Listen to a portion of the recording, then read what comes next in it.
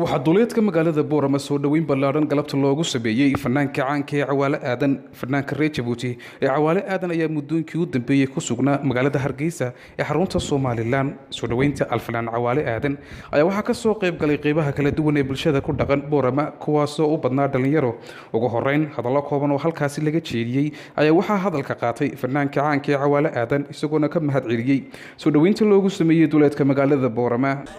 anigan roob bay celin waayay idinkan roob baan celin waayay waxaan leeyahay Boorama waa baradii cilmiga waa bartii jacaylka waxaan leeyahay waan ku dhawahay waanad mahadsantii 100% khamiistana waxa idinka timi doonaa si aan la arag oo la maqal hadii ilaahay dhaado Boorama waa magaalada kaliya ee Soomaali leedahay in 3 hees u qaaday walaa Jabuuti ku dhaw waligeed 3 hees magaalo qaaday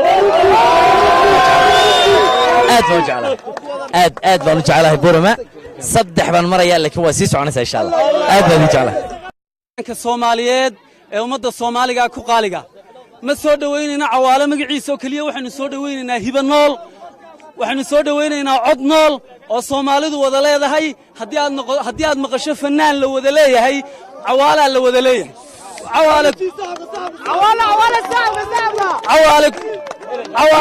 Cawaale ku soo dhawow magaaladii aqoonta iyo ilbaxnimada ku soo dhawow magaalo adiga ku jecel si aad halkan kelmad uga tiraahdo markii ugu horeysay Hargeysa su'aalaha la boobay anagu waxaan leenahay hadiyada ayaan la boobayna waxaan ku soo u hadiyanaynaa qalin oo astaanta magaaladana ku soo dhawow Cawaale saddex hees dad noo qaaday maxabadii saddexda heesii ka badan waan ku haynaa soo dhaweyntii saddexda heesii ka badan waan ku haynaa waxa kale oo ku leeyahay magaalo waxa timiday xan ku dhageysan xogtaada og